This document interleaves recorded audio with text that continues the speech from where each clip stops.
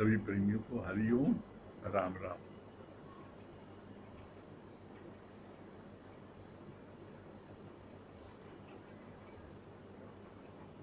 शांति जी, आप जो है बहुत मनमना भाव से सुनती हैं, देख रहे हैं, अच्छा लगता है। आप शुरू से जुड़ जाती हैं। अच्छी बात है ये। हाँ, हम देख रहे थे कि आप शुरू से जुड़ जाती हैं और बहुत ही मनमना भाव से सुनती हैं। गुरु के वचनों को सच्चा जिज्ञासु ऐसे ही करता है। गुरु जी ने कितनी अच्छी बात बोली। जो सुख देता है हम उससे बड़ी जल्दी फंस जाते हैं।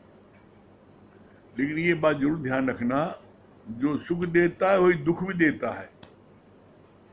दोनों से दूर रहो और अपने आत्म सुख में रहो। जो हमको आत्मा का सुख है उसमें रहेंगे तो ये हमारा आत्मा का सुख कभी भी कोई नहीं छीन सकता।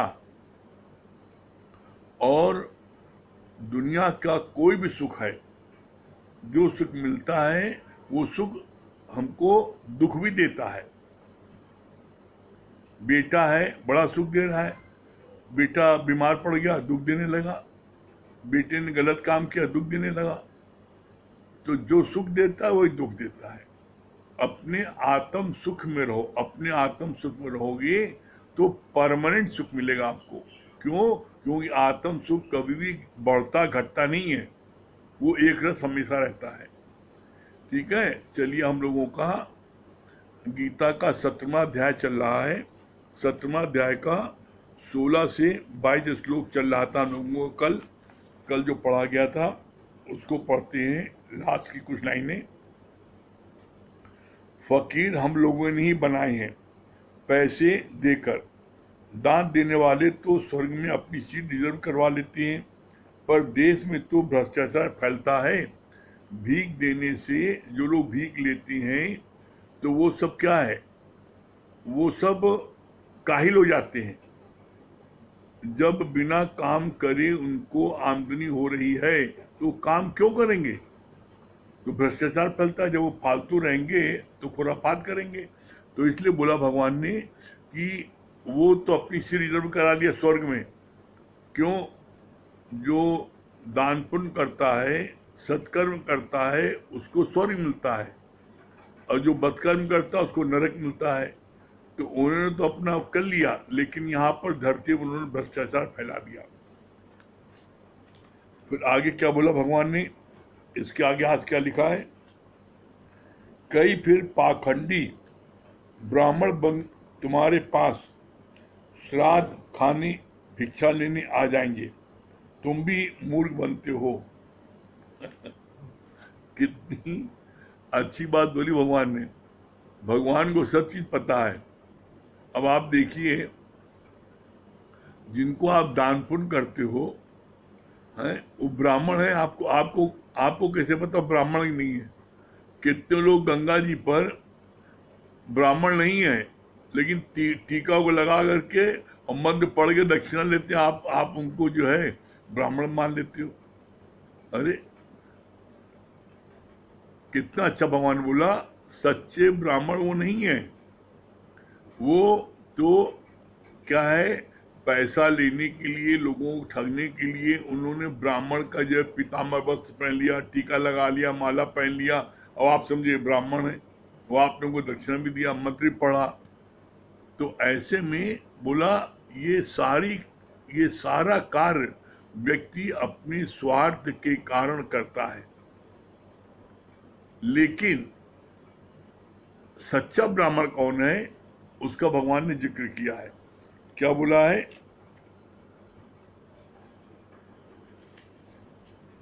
सच्चा ब्राह्मण वो है जो गुरुमुख से जन्म लेता है। उन्हें द्विज भी बोलते हैं। द्विज का अर्थ है दूसरा जन्म। दूसरा जन्म क्या?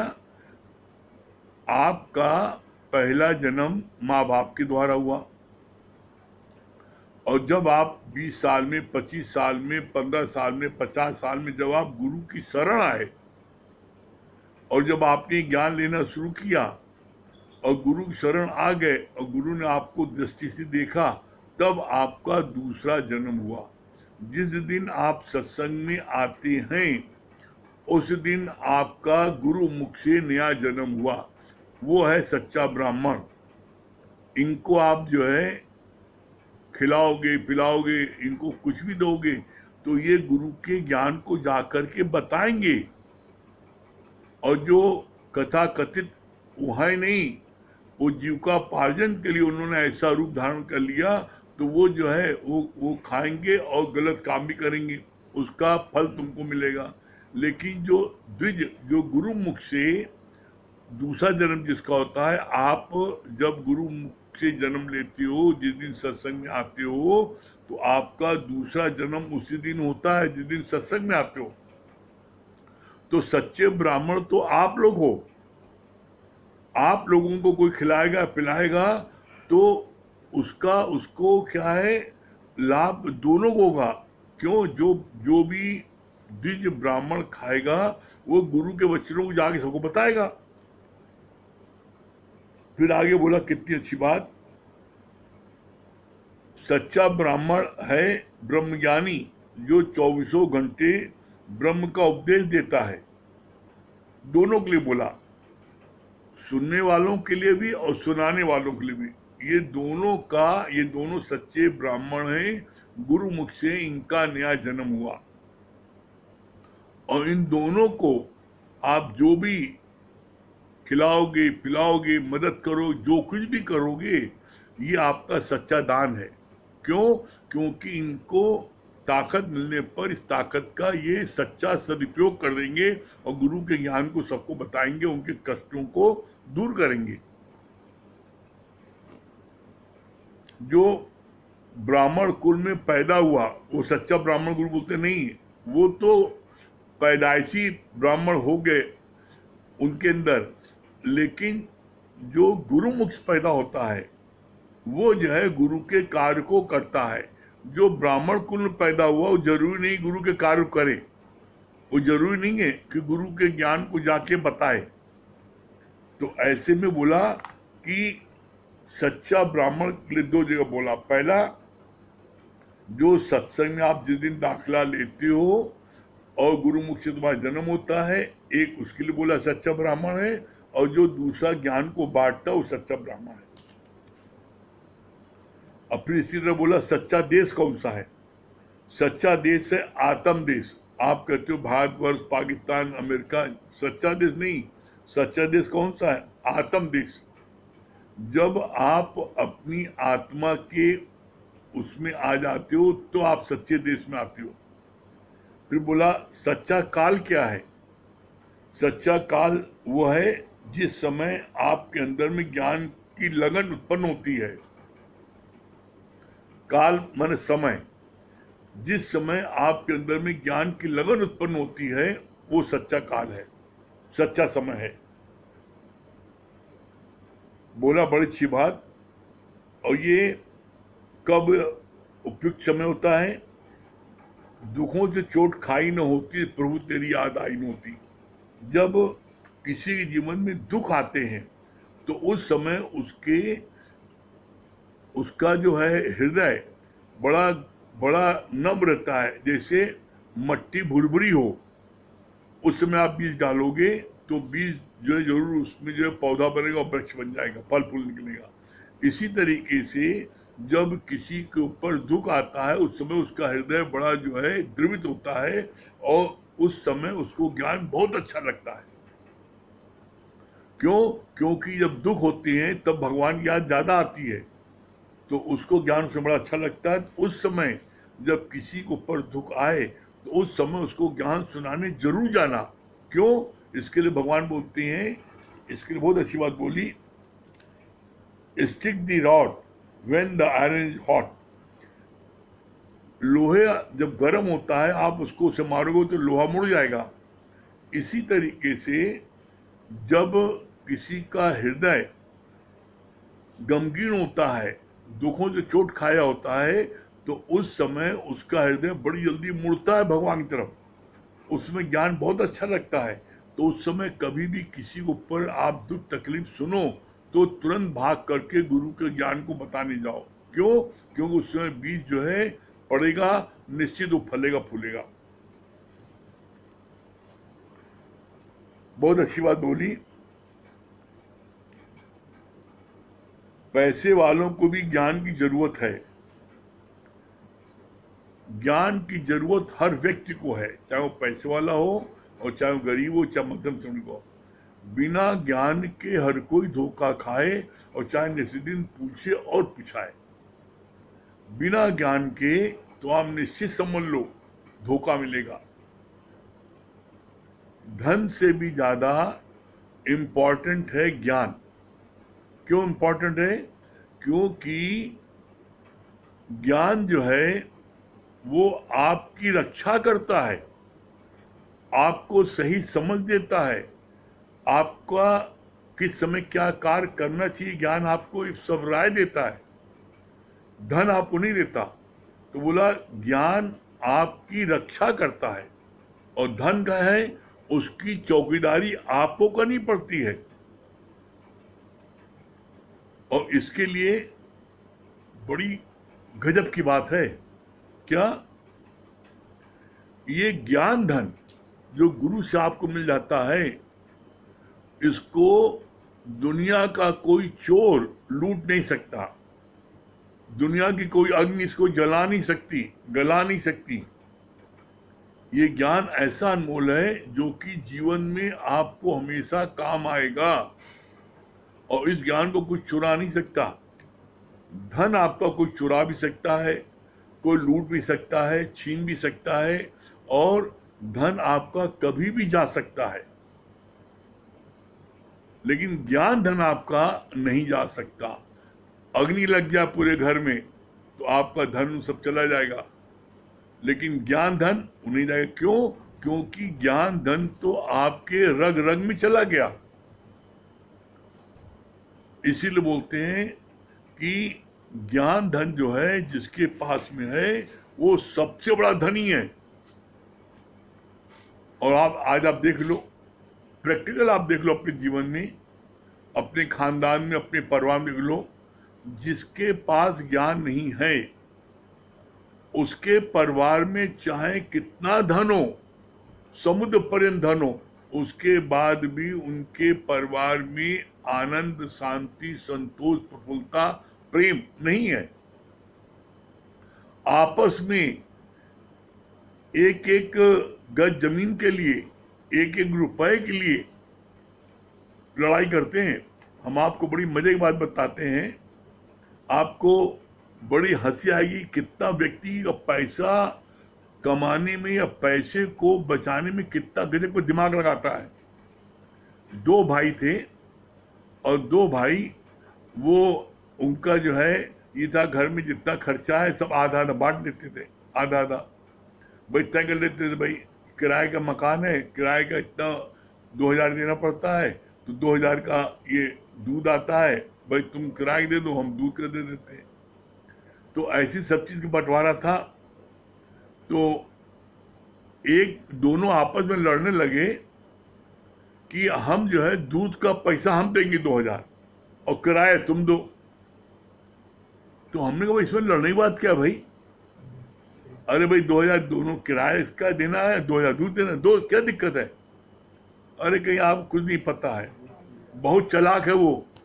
क्या बात हुई? अरे क्या भाई दूध जो है महीने में 2-4 दिन नहीं आता, नागा कर जाता है, तो 2-4 दिन का पैसा कम हो गया ही नहीं। और मकान का किराया तो फिक्स से देना ही पड़ेगा, चाहे हम रहें चाहे न रहें। अरे हम कहा वाह भाई वाह, क्या दिमाग! मतलब पैसा बचत करने के लिए व्यक्ति अपने दिमाग के सारे पुर्जे खोल देता है। और जब सत्संग में पूछो का सुना, वो मैं ब्रह्म हूं, वही बस वही रटा रटा बता दिया। सत्संग जब बहरे को आने सुनते हैं, और जहां पैसा बचत करने की हो तो उसमें एकदम कान खड़े रहते हैं बिल्कुल, है? तो गुरु जी बोलते हैं तो पैसे में अपनी जान दे रहे हो, जब तुम मरोगे तो हम पैसा लुटाएंगे, निछावर करेंगे हम। अरे अपने साथ में एक कानी कौड़ी लेके नहीं जा पाओगे, है? लेकिन ज्ञान धन ऐसा है जो तुम्हारे साथ में जाएगा। सोचो, विचार करो, मरते दम तक तुम्हारा ये ज्ञान धन तुमसे कोई नहीं छीन सकता। धन तुम्हारा कभी भी तुम्हारा धन तुम्हारा छीन सकता है, जा सकता है, कुछ भी हो सकता है। तो तुम किसके लिए जान दे रहे हो? अरे समय खर्च करो ज्ञान के लिए, क्योंकि यही तुमको काम आएगा। फिर कितनी अच्छी बात बोली, कितना बढ़िया बात बताई। पैसा सेकेंडरी नेसेसिटी है, फर्स्ट है ज्ञान। कैसे? इसका प्रमाण दिया। सिकंदर जो है उसने सारे राज्य को जीता। उससे गुरु ने बोला कि तुम चले जाओ, कहा नहीं मैं सारे राज्य को जीत के जाऊंगा। और जब वो अपने राज की राजधानी के एकदम नजदीक पहुंच गया था, उसी समय उसके पेट में दर्द हुआ बहुत, और वो जो है अपनी माँ से कह गया मैं सारे राज्यों को जीत के आऊंगा। तो जब संत को पता लगा, संत ने कहा जा भाग अपनी माँ के पास जा। तो कहा नहीं मैं जीत के जाऊंगा, मैं जगजीत कहलाऊंगा। तो उसको जो है जब अपनी राजधानी से कुछ ही पहले उसके पेट में दर्द हुआ, तो उसने क्या बोला? उसने कहा किसी तरह मेरे पेट के दर्द ठीक हो, मैं अपनी माँ के पास पहुंच जाऊं बस। जब नहीं ठीक हो रहा, दर्द बढ़ता जा रहा था, वैद्य आए और यहां तक बोला कि मैं अपने सारे राज्य का पूरा धन देता हूं, मेरे जितने राज्य जीते मैं सारा धन दे देता हूं, लेकिन मेरे को किसी तरह मां तक वहां तक पहुंचा दो। तो इसीलिए कहा जाता है सबसे मूल्यवान चीज क्या है? समय। समय अपना बर्बाद नहीं करो। वो समय उससे जब संत ने कहा था कि जब अपनी माँ पर चले जाओ, चला जाता तो माँ पर पहुंच जाता, लेकिन उसने इंपॉर्टेंस किसको दिया? उसने इंपॉर्टेंस दिया धन को। क्या बोला आगे फिर? आखिरी में दिखा गया कि जगत में सब खाली हाथ ही जाते हैं। सिकंदर भी दिखा गया कि जगत में सब खाली हाथ जाते हैं, कोई लेके कुछ नहीं आता है। तो क्या तुम लेके जाओगे? इसीलिए ज्ञान को सबसे अधिक इंपॉर्टेंस देना चाहिए। साहूकार लोग बड़ी बड़ी संस्थाओं में करोड़ों करोड़ों रुपयों का दान देते हैं, पर घर में बहुओं को 100 रुपए भी नहीं देंगे, हाथ में रखेंगे। इतनी महंगाई बढ़ने पर भी नौकर चाकर माई को 10 रुपए महीने में बढ़ाकर नहीं देंगे, लेकिन करोड़ों पर दान कर देंगे, कहा उनका नाम हो रहा है। तो इसके लिए बोला गलत है ये। क्या बोला? दादा भगवान ने कहा चैरिटी बिगिंस एट होम, घर से शुरुआत करो। ठीक है?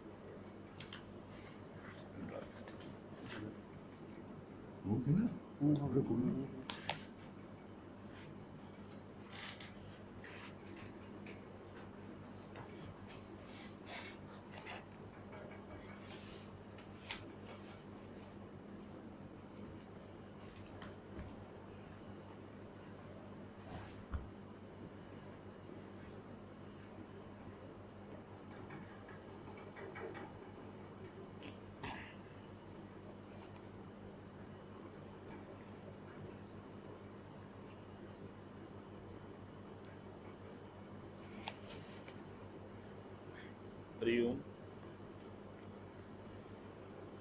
देखिए अभी कितनी इम्पोर्टेंट बात चल रही थी कि सबसे मूल्यवान चीज़ क्या है। सबसे मूल्यवान चीज़ है आपका ये समय, और सब कुछ जीवन में लौट के आपको वापस मिल सकता है।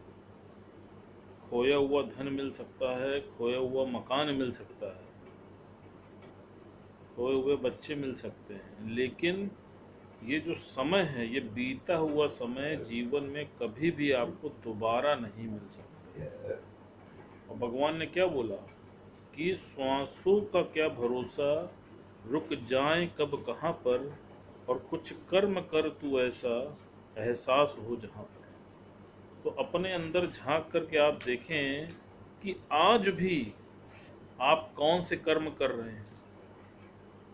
आज भी आप माया में लिप्त हैं, माया के कर्म कर रहे हैं, कि भगवान की प्राप्ति के लिए आप कर्म कर रहे हैं। देखिए सारी सुजागी जो है वो यहाँ पर भगवान ने कर्मों की ही दी है। यहां तक कहा देखिए, निकली हुई श्वास की भी गारंटी नहीं है कि वो वापस आ जाए। सोचिए, गुरु हमको यहां तक अवेयर करता है कि अभी भी जाग जाओ, अभी भी अवेयर हो जाओ कि तुम्हारी निकली हुई श्वास की गारंटी नहीं है कि वो भी वापस आएगी या नहीं आएगी। तो तुम फिर किस बात की गारंटी लेके बैठे हो? सोच के देखो। फिर दूसरी बात, भगवान ने क्या बोला कि बुद्धिमान स्टूडेंट कौन है? बुद्धिमान स्टूडेंट वो है जो अपना होमवर्क उतार के बैठा है। और बेवकूफ स्टूडेंट कौन है? जो कल पे टाल के बैठा है कि हम अपना काम कल कर लेंगे। तो भगवान ने क्या बोला? कहा कौन सा स्टूडेंट फर्स्ट आता है? वही स्टूडेंट फर्स्ट आता है जो अपना काम समय से उतार के बैठा है। अब आप अपने अंदर झांक के देख लो कि आप बुद्धिमान स्टूडेंट हो या मूर्ख स्टूडेंट हो। अगर आज आप अपना वो कार्य पूरा नहीं कर रहे हो तो इसमें गुरु भी क्या कर सकता है? भगवान की असीम कृपा आपके ऊपर हो गई कि मनुष्य का तन भगवान ने आपको दे दिया। गुरु की असीम कृपा हो गई कि ब्रह्म ज्ञानी गुरु ने आपको अपनी शरण में ले लिया। अब सिर्फ और सिर्फ आपको अपनी कृपा ही तो अपने ऊपर करनी है, और वो भी आप सोचो नहीं कर पा रहे हो, बार बार माया में भटक जा रहे हो। तो भगवान ने क्या बोला? कहा अब भी समय है, अभी भी जागरूक हो जाओ। रोज तुमको गुरु जागरूक करता है, और ये निकला हुआ समय जीवन में कभी लौट के नहीं आता है। भगवान ने बोला, कहा जो समय है वो समझ लो रेत की तरह तुम्हारे हाथ से निरंतर निकल रहा है। आप सोच के देखो जरा, और कितनी मतलब अद्भुत बात है। आप सोचिए कि जो व्यक्ति आज आप जिस स्थिति में भी हैं, तो आप सोचिए कि आने वाली स्थिति इससे भी ज्यादा कष्टकारी होने वाली है, सुलभ नहीं है। जब आप आज की स्थिति को मैनेज नहीं कर पा रहे हैं तो कल की स्थिति को कैसे मैनेज करेंगे? आप सोच के देखिए। कोई बच्चा अगर क्लास फर्स्ट में फेल हो रहा है तो क्या वो सेकंड में पास हो सकता है क्या? अगर वो फर्स्ट की पढ़ाई मन से नहीं कर पा रहा है और उस स्टैंडर्ड को बिलोंग नहीं कर रहा है, तो आप सोचिए क्या वो सेकंड, थर्ड, फोर्थ में पास हो पाएगा?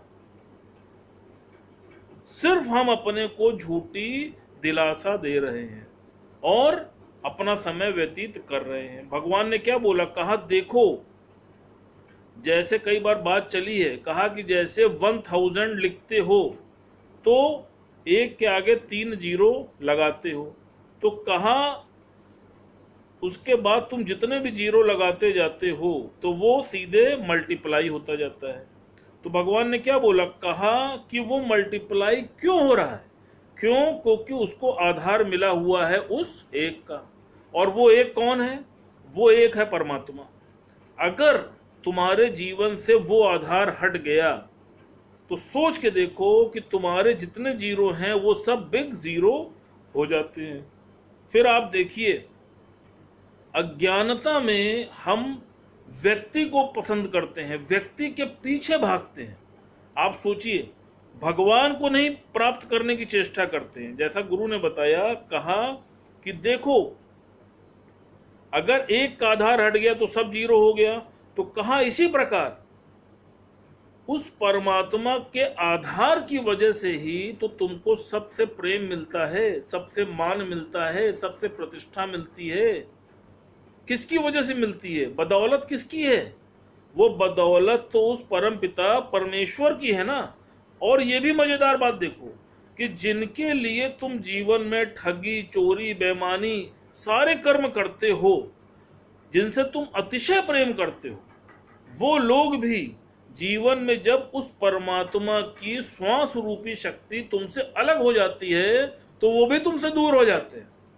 वो कोई तुमसे प्रेम नहीं करता है, कोई तुम्हारे शरीर से नहीं प्रेम करता है। वो अज्ञानता में तुमको ऐसा महसूस होता है कि वो मुझसे प्रेम कर रहा है। लेकिन वो प्रेम किससे कर रहा है? वो प्रेम उस शक्ति से कर रहा है, व्यक्ति से नहीं कर रहा है। बस यहीं पर हमारी भूल हो जाती है। ज्ञानी शक्ति को पहचानता है और अज्ञानी व्यक्ति को पहचानता है। भगवान ने क्या बोला? जिस दिन तुम्हारे शरीर से परमात्मा की वो शक्ति विलुप्त हो जाती है, तुमसे सारे नाते रिश्ते टूट जाते हैं और तुम्हारे अपने ही तुमसे दूर हो जाते हैं। कभी सोच के देखो। फिर भगवान ने यहां तक बोला, कहा देखो कि जिंदा व्यक्ति से कोई नहीं भयभीत होता, लेकिन मुर्दे से सब भयभीत होते हैं। मुर्दे के पास तुम्हारा अपना सगा आदमी भी बैठ नहीं पाता है, वो भी 10-5 लोगों को साथ बैठा करके ही बैठता है। तो सोचो, कुछ भी तुमको जीवन में हासिल हुआ तो वो बदौलत किसकी हुआ? बदौलत परमात्मा की हुआ, उस शक्ति के हुआ ना। फिर उससे बड़ी बात देखो कि जिस पल तुम्हारे शरीर से श्वास छूटती है, सोचो तुम्हारा अपना नाम भी तुम्हारा साथ छोड़ देता है, तुम्हें कोई तुम्हारे नाम से भी नहीं पुकारता है। उसी पल से तुमको लोग क्या बोलते हैं? मट्टी बोलते हैं। कोई किसी की डेड बॉडी में जाता है तो क्या बोलते हैं कि भैया मट्टी कब उठ रही है? किसी का नाम नहीं लेता। जैसे ही शरीर शांत हुआ तो तुरंत तुम्हारा नाम रूप देखो गायब हो जाता है। अब आप सोचो कि आपके जीवन में परमात्मा का कितना अस्तित्व है। हर छोटे से छोटी चीज से लेके बड़े से बड़ी उपलब्धि तक उसके पीछे अगर कोई शक्ति है तो वो किसकी है? वो है परमात्मा की। लेकिन तुम क्या करते हो? तुम अज्ञानता में उसको भूल बैठते हो और झूठा अहंकार करने लगते हो। फिर भगवान ने क्या बोला? कहा एक बार महाराज युधिष्ठिर वो जो हैं सभा में बैठे हुए थे भगवान कृष्ण के साथ। एक ब्राह्मण भिक्षा लेने आया तो उन्होंने उस ब्राह्मण से बोला कि जाओ कल आना। उस सभा में भीम भी विद्यमान थे। तो जैसे ही ब्राह्मण बाहर गया तो भीम भी सभा से बाहर उठ के गए और जाकर के बाहर जोर जोर से नगाड़ा बजाने लगे। तो जब वो नगाड़ा बजाने लगे तो जो युधिष्ठिर थे वो भी भाग करके बाहर आए और उन्होंने बोला कि प्रिय अनुज, कौन सी विजय हमने प्राप्त की है जो तुम नगाड़ा बजा रहे हो? तो उन्होंने कितना अच्छा जवाब दिया। उन्होंने कहा, महाराज आपने तो अपने जीवन पे एक दिन की विजय प्राप्त कर ली है, तभी तो आपने उसको कल बुलाया। तो युधिष्ठिर अपनी गलती को समझ गए और लज्जित होकर चले गए। तो भगवान ने इसका सिद्धांत क्या बताया कि कल करे सो आज कर, आज करे सो अब, पल में परलय होएगा बहुरी करोगो कब। तो भगवान ने क्या बोला कि जो कुछ भी करना है वो आज अभी इसी वक्त है। तुमको पता नहीं है कि तुम्हारे जीवन की श्वासें कितनी बची हैं और नित्य रोज तुम्हारी श्वासें खर्च हो रही हैं। तो फिर तुम किस बात का अभिमान, किस बात का अहंकार करते हो? फिर एक बार सुराही से किसी ने पूछा कि तुम हर काल में इतने ठंडी कैसे रहती हो? तो उसने क्या बोला? उसने कहा कि मेरी उत्पत्ति भी मट्टी से हुई है और मैं विलीन भी मट्टी में ही हो जाऊंगी, तो फिर अहंकार किस बात का करूं? तो इसी प्रकार भगवान ने बताया कि देखो, मनुष्य का जो शरीर है वो पंच तत्व से ही तो बना है और पंच तत्व में विलीन हो जाते हैं। जब तुम्हारा शरीर शांत होता है तो क्या होता है? पंच तत्व में विलीन हो जाते हैं। तो इस धरती पर रह क्या जाती है? रह जाती है तुम्हारी वो फॉल्स ईगो जो तुमने इस जग में आकर के क्रिएट की थी। और भगवान ने वाणी में बोला है कि मैं को गुम करना ही ज्ञान है। ये जो तुम्हारी बिग आई है, तुमको सिर्फ इसी को गुम करना है। कुछ बनना ही है ज्ञान बड़ा। इस ज्ञान की यही खासियत है कि तुमको कुछ बनना नहीं है, तुमको यहां पर मिटना है, और जितनी शक्ति मिटने में लगती है उतनी शक्ति बनने में नहीं लगती है। ये हम सब का अनुभव है। आप कभी आजमा के देखिएगा कि कहीं पर मिटना पड़ता है तो बहुत ज्यादा ताकत लगानी पड़ती है। फिर आप सोचिए सबसे बड़ी बात क्या है, इस धरती पर सबसे पावरफुल चीज क्या है? जिसके पास पैसा है वो पावरफुल नहीं है, जिसके पास पावर है वो भी पावरफुल नहीं है। इस धरती में सबसे पावरफुल अगर कुछ है तो वो है तुम्हारा थॉट। इसीलिए दादा भगवान ने बोला है कि as you think so you become.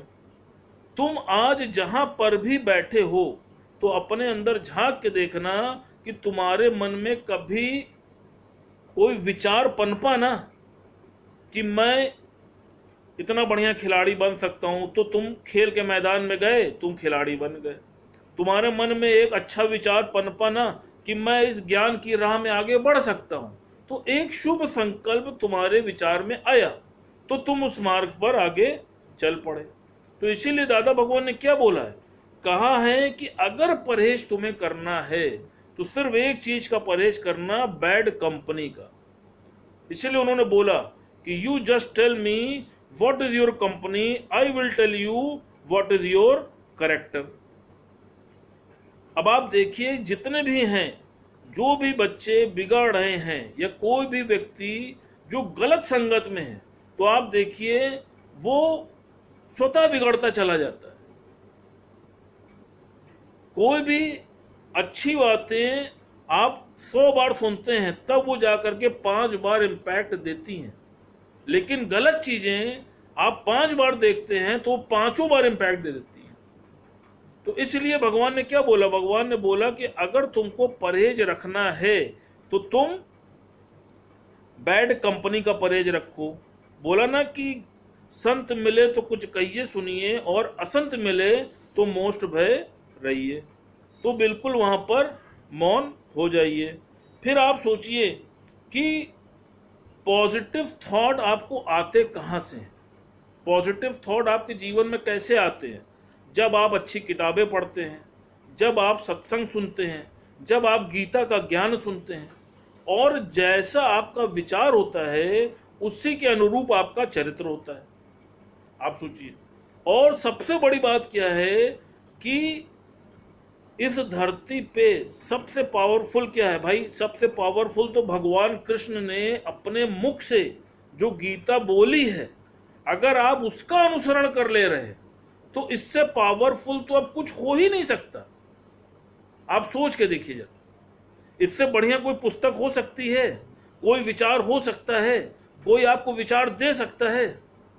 अगर आपने उसको जीवन में एज इट इज लगा लिया तो आपको जीवन के हर क्षेत्र में स्वतः सफलता अवश्य मिलेगी। और आप फेलियर कब होते हैं? आप फेलियर ही तब होते हैं जब आपके मन में कोई एक निगेटिव थॉट बैठा होता है कि ऐसा ना हो जाए। जब ऐसी फीलिंग आती है तो आप अपनी पूरी शक्ति से वो कार्य नहीं कर पाते हैं। और जब मन में कहीं पर ये अचेतन मन में ये फीलिंग नहीं होती है कि नहीं हम फेल भी हो सकते हैं, अगर ऐसी फीलिंग नहीं होती, ये होता है कि कुछ भी हो जाए मुझे इस लक्ष्य को हासिल करके रहना है, तो वो लक्ष्य हासिल होता है कि नहीं होता है? जैसा भगवान देखिए नेपोलियन के बारे में बता रहे थे, कहा जो नेपोलियन था तो उसने ज्योतिष को एक बार अपना हाथ दिखाया और उसने बोला कि देखो इसमें विश्व विजेता बनने की लकीर है कि नहीं है, कौन सी लकीर है? तो ज्योतिष ने क्या बोला? उसने कहा तुम्हारे हाथ में ये लकीर नहीं है, तुम विश्व विजेता नहीं बन सकते हो। तो उसने कहा ठीक है, लेकिन वो विश्व विजेता बना। कैसे बना? वो जब किसी देश पर आक्रमण करने के लिए जाता था तो वो क्या करता था? जो उसके सैनिक पुल पार करके दूसरे देश में आक्रमण करते थे तो वो पार करने के बाद उस पुल को तोड़ देता था और उनसे कहता था लड़ो या मरो, भागने का कोई विकल्प तुम्हारे जीवन में नहीं बचा। तो क्या हुआ अंत में? जो उसके सैनिक लड़ते थे तो उनके मन में ये भावना होती थी कि भैया मारो और नहीं तो मरना पड़ेगा। इसी प्रकार जब तुम्हारे जीवन में सिर्फ और सिर्फ अगर ईश्वर प्राप्ति की ही चाहना रहेगी, तुमको यही होगा कि कुछ भी हो जाए मुझको गॉड को प्राप्त करके रहना है, कोई दूसरा विकल्प जीवन में नहीं है, तो तुम देख लेना कि ऐसा हो नहीं सकता कि तुमको ना प्राप्त हो। लेकिन तुम अपने अचेतन मन में कोई न कोई सॉफ्ट कॉर्नर बना के बैठे रहते हो कि यहां ये नहीं प्राप्त हुआ तो ये कार्य मैं कर लूंगा। कहा इसीलिए तुम फेलियर होते हो। क्यों? क्योंकि तुम पूरी शक्ति नहीं लगा पा रहे हो। और ज्ञान में गुरु क्या बोलता है कि ऑलवेज थिंक पॉजिटिव। तुम आगे बढ़ो तो सही, तुम जब बढ़ते हो तभी प्राप्त करते हो। और जो ऐसा करता है उसको जीवन में देखिए हर चीज सहज ही प्राप्त हो जाती है। तो इसलिए मनमना भाव से सत्संग को सुनिए और अपने लक्ष्य की ओर आगे बढ़िए, समय की कद्र करिए। करिए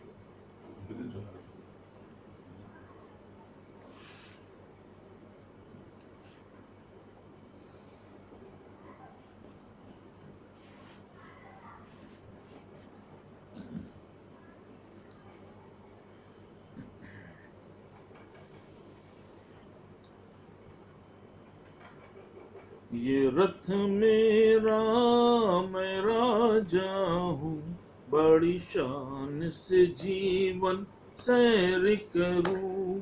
ये रथ मेरा मैं राजा हूँ, बड़ी शान से जीवन सैर करूँ।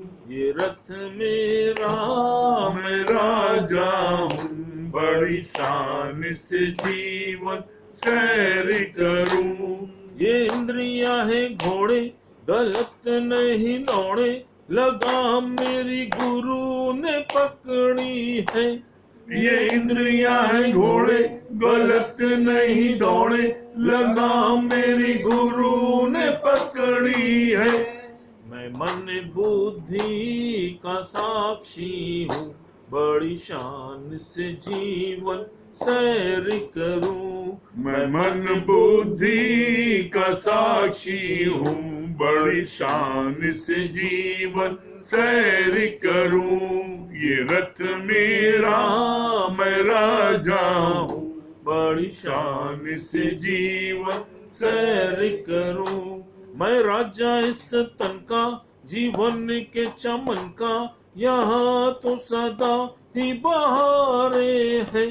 मैं राजा इस तन का, जीवन के चमन का, यहाँ तो सदा ही बहारे हैं।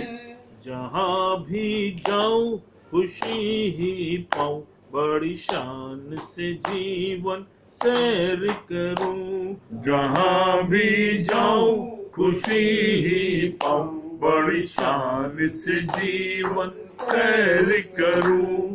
ये रथ मेरा मैं राजा हूँ, बड़ी शान से जीवन सैर करूं। मेरा न कोई दुश्मन, सभी से अपनापन, विचारों का सारा है खेल यहाँ। मेरा न कोई दुश्मन, सभी से अपनापन, विचारों का सारा है खेल यहाँ। सुजागी का मैं दीप धरूं, बड़ी शान से जीवन सैर करूं। सुजागी का मैं दीप धरूं, बड़ी शान से जीवन सैर करूं। ये रथ मेरा मैं राजा हूँ, बड़ी शान से जीवन सैर करूं। यही है तत्व मेरा, नहीं है मेरी हस्ती, मेरी बस मस्ती ही मस्ती है। यही है तत्व मेरा, नहीं है मेरी हस्ती, मेरी बस मस्ती ही मस्ती है। मैं बिन कौड़ी का बादशाह हूँ, बड़ी शान से जीवन सैर करूं।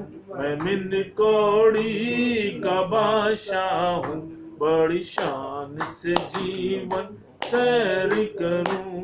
ये रथ मेरा मैं राजा हूँ, बड़ी शान से जीवन सैर करूं।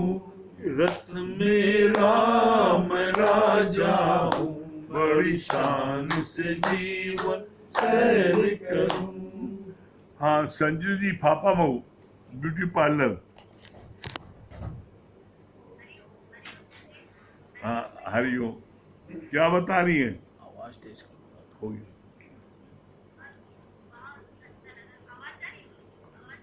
धीमी आ रही है, थोड़ा धीमी आ रही है आवाज। आप मोबाइल को नजदीक हो रही है।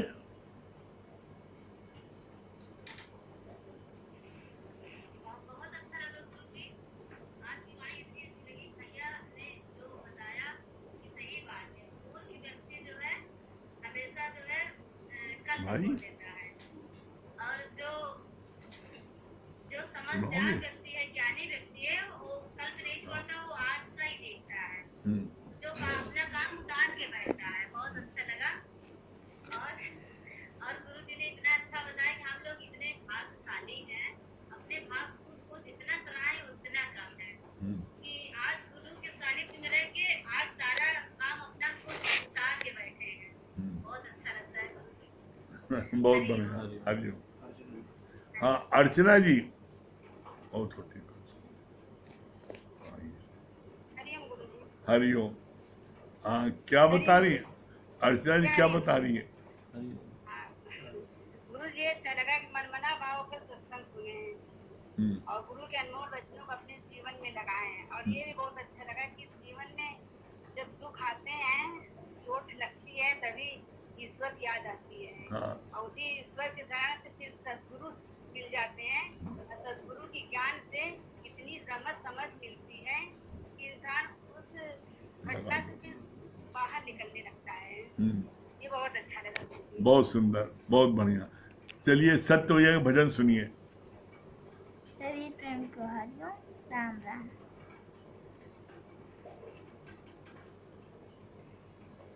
तुम तो यहीं कहीं सतगुरु मेरे आस पास हो, आते नजर नहीं पर मेरे साथ ही साथ हो।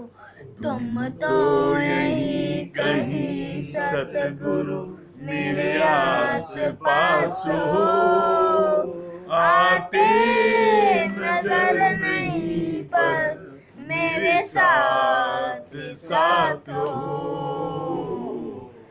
बहते पवन के झोंके एहसास ये दिलाए, बहते पवन के झोंके एहसास ये दिलाए, संग संग हो हमारे महसूस ये कराए, संग संग हो हमारे महसूस ये कराए।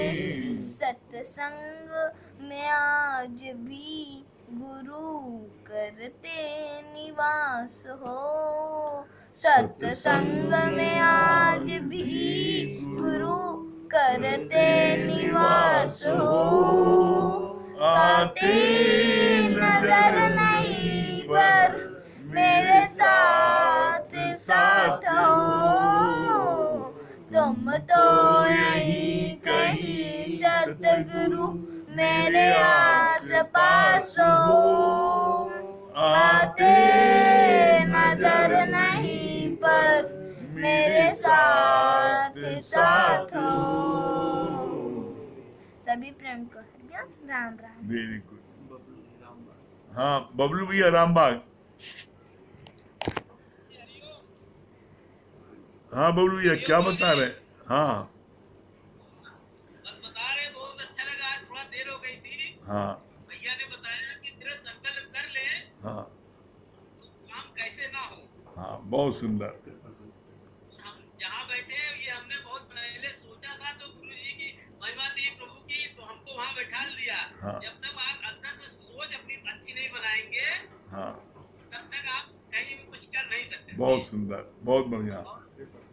हाँ हाँ कृपा, हाँ कृपा शंकर जी, हरिओम। हाँ कृपा शंकर जी,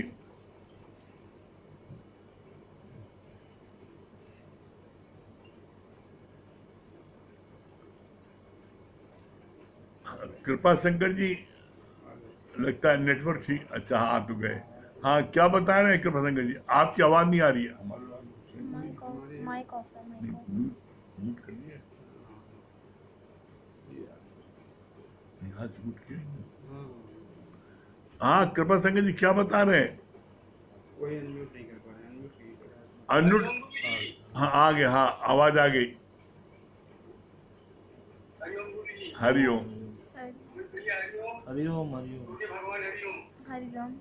बहुत अच्छा लगा कि आप बता रहे थे जीवन चलाने के लिए टीका लगा करके पंडित जी जीवन चलाने में करते हैं। दूसरा आपको बताया गुरु मुख से जब हम सत्संग जाते हैं तो गुरु मुख से दूसरा जन्म होता है और ज्ञान की धन का। बहुत सुंदर, बहुत सुंदर। हाँ लवली, हाँ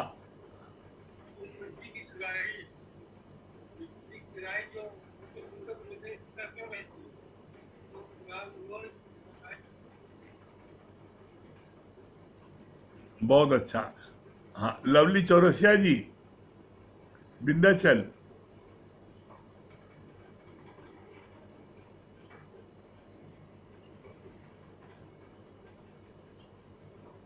लवली चौरसिया, विंध्याचल।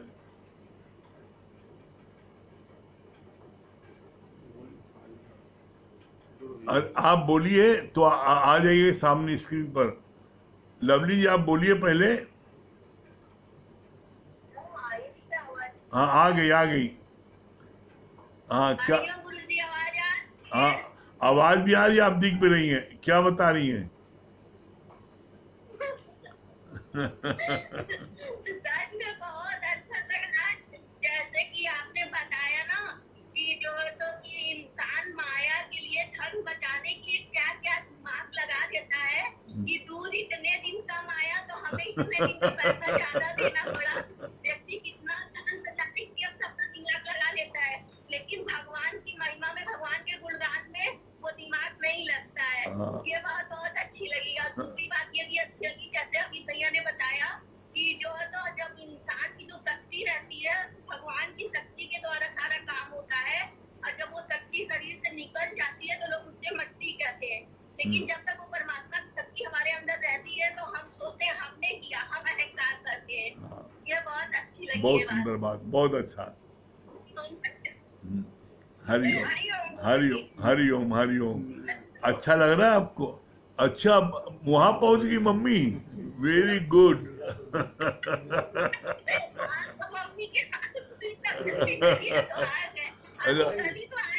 अच्छा अच्छा अच्छा। हरिओम, क्या बता रही हैं? हरिओम हरिओम। हाँ लवली, लवली चौधरी मम्मी क्या बता रही हैं?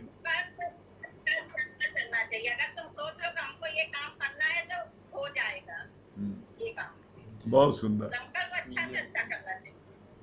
हाँ मीना गुप्ता जी, भाभी मीना भाभी क्या बता रही हैं? हरिओम।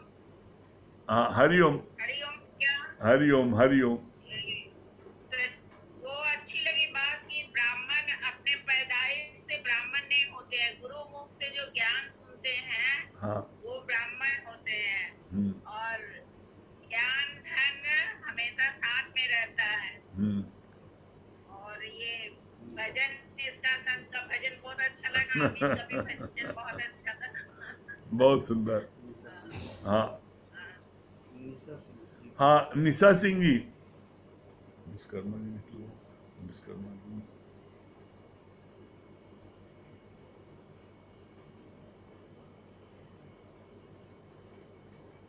हाँ निशा जी,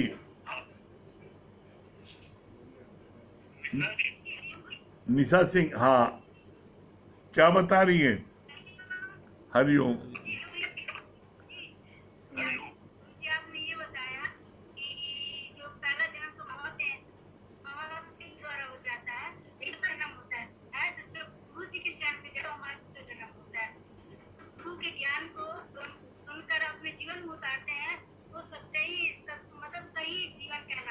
हाँ और हमें हमेशा ज्ञान की बात, मतलब ज्ञान के उसमें रहना चाहिए, हमेशा हमें ज्ञान सुनना चाहिए और हमें अपने जीवन में उतारना चाहिए ज्ञान को। बहुत सुंदर, बहुत सुंदर। हाँ हैं? हाँ, विजय लक्ष्मी, हरिओम गुरु जी। हरिओम। विजय लक्ष्मी, विकास के समय हरिओम भैया। हाँ हरिओम। अरे हरिओम भैया। Very good. हाँ, क्या बता रही हैं विजय लक्ष्मी जी? बताया ना कि माया माया को माया उनका समझ दो, फोन। माया को माया समझ दो, भगवान को माया दो। हाँ माया को जो है आनी जानी है। हाँ, बहुत सुंदर, बहुत बढ़िया है। हाँ हाँ, तुमने क्या सुना बिट्टो रानी? क्या बता रही हो छोटे प्रभु?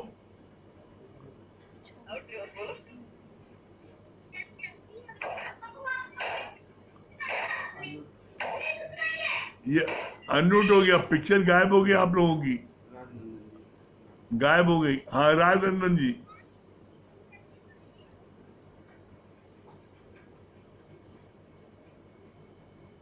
हाँ, क्या सुना रही बेटा? आवाज नहीं आ रही तुम्हारी, अनम्यूट करो। हरिओम राजनंदन जी। हाँ, क्या बोल रहे हैं? गुरुजी, आपने जो बताया कि दो भाई आपस में लड़ रहे थे, उनको लड़ना नहीं चाहिए, हाँ, प्रेम से रहना चाहिए, और दोनों आदमी एक किराए का पैसा दे रहे थे, एक खुद का दे रहा था, तो ये छोटी छोटी बात के लिए आपस में व्यर्थ नहीं करना चाहिए। ज्ञान की कमी की वजह से ये सब हुआ। हाँ, हाँ और सत्संग तो बहुत ही अच्छा लग रहा है, बहुत आनंद आ रहा है। और आपकी आपकी जो होम मिनिस्ट्री सुनती हैं उनको कैसा लग रहा है? आप पीछे बैठी हैं। हाँ, क्या बता रही हैं आप? अच्छा लग रहा है? अच्छा,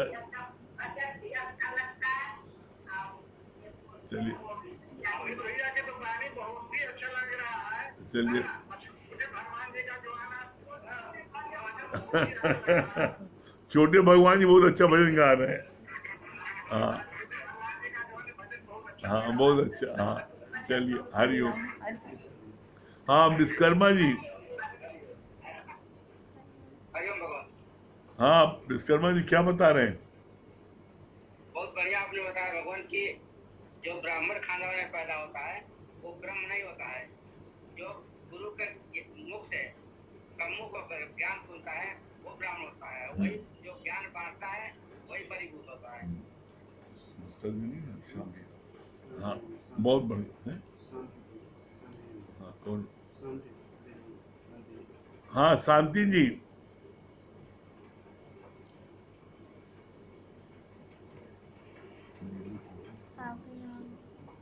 हाँ शांति जी, क्या बता रही हैं? हरिओम। आपकी आवाज नहीं आ रही है, अनम्यूट करिए।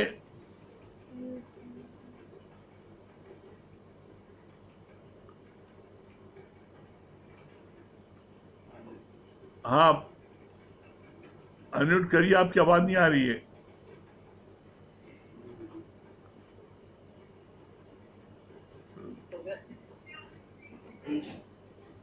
हो गया। हाँ हाँ हो गया, वेरी गुड।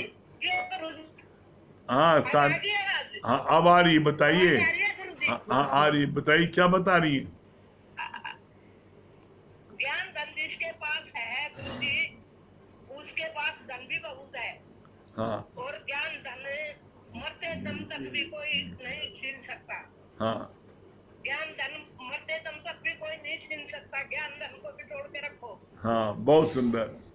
हरिओम गुरु जी। हरिओम। दुर्गा जी क्या बोल रहे हैं? हाँ ना ना इसमें ले लगा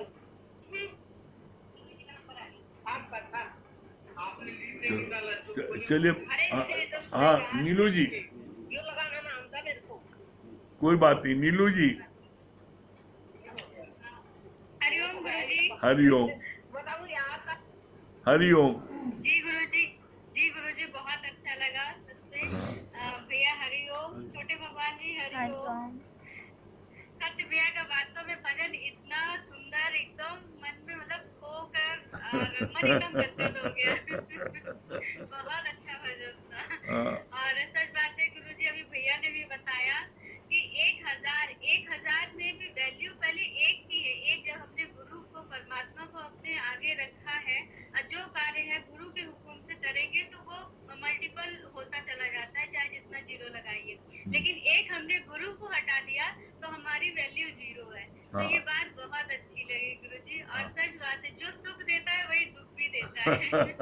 इसलिए ना किसी से राग हो, ना किसी से द्वेष हो, हाँ। सबके प्रति अच्छा संकल्प, अच्छे वाइब्रेशन सबके लिए देते रहे। और सच में ये भी बात बहुत अच्छी लगा गुरुजी, आपने बताया कि दुख के समय अगर किसी के पास ज्ञान सुनाने जाइए, ये सब बहुत जरूरी है, बहुत अच्छा लगता है। वो खुरखुरी मिट्टी होती है और ज्ञान बहुत जल्दी लग जाता है। ये बहुत अच्छा लगा। हरिओम। हरिओम। हरिओम। हाँ, राकेश भैया। हाँ प्रणाम भैया। प्रणाम भैया, प्रणाम। हाँ राकेश भैया, क्या बता रहे हैं? प्रणाम भैया।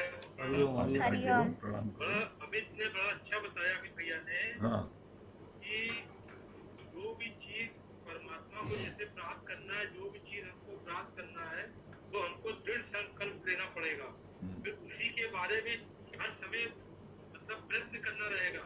कोई और चीज हमारे दिल या दिमाग में नहीं होनी चाहिए। अगर जरा सी भी हमारे दिल में कोई शौक पार्टनर में कोई भी चीज अगर रहेगी तो हम उस चीज परमात्मा को नहीं प्राप्त कर सकते। इसलिए हमको पूरा दृढ़ संकल्प होके एक ही तरफ हमारा ध्यान होना चाहिए, तभी हम परमात्मा को प्राप्त कर सकते हैं। बहुत सुंदर। चलिए, समय हो रहा है। राकेश भैया, ओम का जाप कर ले 3 बार।